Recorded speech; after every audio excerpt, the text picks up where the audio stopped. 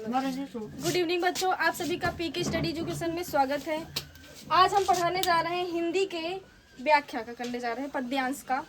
ये हमारे बच्चों का फंस गया था, उसको बताने जा रहे हैं। ठीक है, इसमें है ऊधो मन न भये 10-20, एक हुतो सो गयो श्याम संग को अवराधे ईस, इंद्री शिथिल भई केसों बिन जो तेहि बिनु शीस, आशा लागी रहती तन स्वसा जीवहि कोटि बरीस, तुम तो सखा श्याम सुंदर के सकल जोग ईस, सूर हमारे नंद नंदन और नहीं जगदीश। इसका क्या करना है? प्रस्तुत पद्यांश का सा संदर्भ बोलेगा तो उसका प्रसंग भी करना रहेगा, संदर्भ भी करना रहेगा और व्याख्या भी करना रहेगा।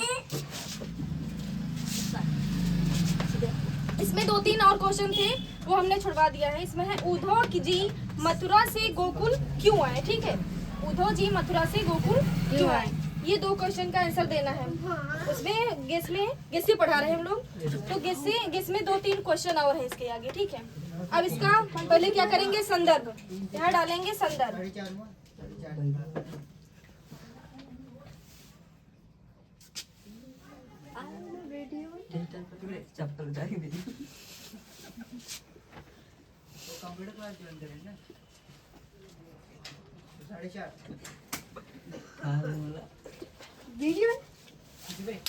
इसमें हम बता रहे हैं प्रस्तुत काव्य पंक्तियां। ठीक है, प्रस्तुत काव्य पंक्तियां हमारी पाठ्य पुस्तक हिंदी। ठीक है, प्रस्तुत काव्य पंक्तियां हमारी पाठ्य पुस्तक हिंदी के।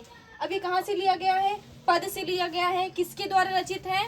सूरदास के द्वारा रचित है। तो क्या लिखेंगे? प्रस्तुत काव्य पंक्तियां हमारे पाठ्य पुस्तक हिंदी के पद सूरदास द्वारा रचित हैं। ये क्या कर लेंगे? संदर्भ लिख लेंगे। उसके बाद इसका क्या करेंगे? प्रसंग। इसमें क्या बताया जा रहा है? प्रसंग में पूरे उसमें क्या बताया जा रहा है ये बताना रहता है।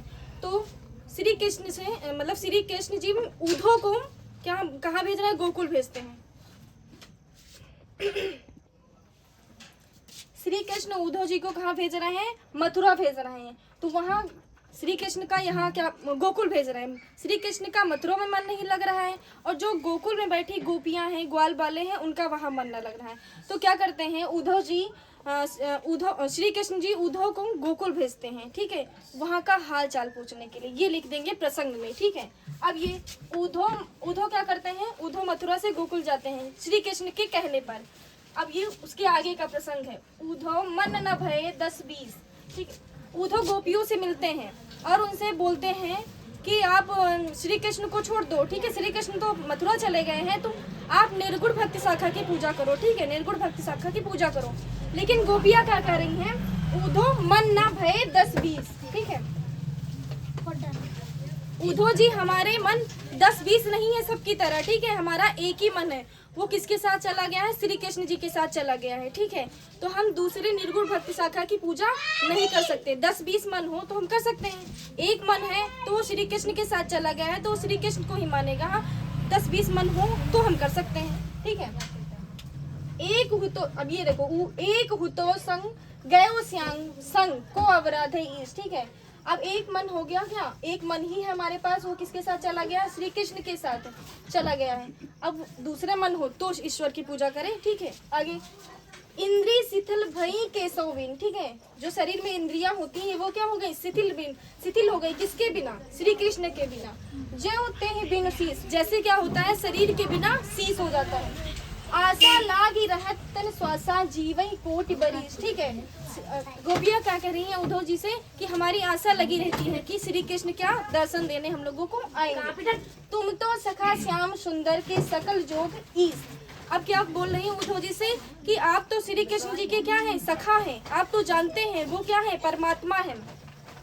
सूर हमारे नंद नंदन बिनु और नहीं जगदीश। ठीक है, सूरदास क्या बोल रहे हैं? सूरदास जी बता रहे हैं कि जो गोपियां हैं वो क्या बोल रही हैं? जो नंद के नंदन मतलब नंद के जो पुत्र हैं उनके बिना हमारा कोई नहीं है, वही हमारे जगदीश हैं। ठीक है, तो ये क्या कर देंगे?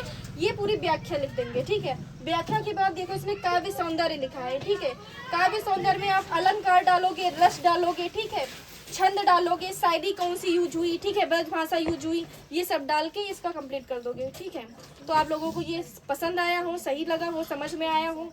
तो चैनल को शेयर करें, सब्सक्राइब करें। धन्यवाद।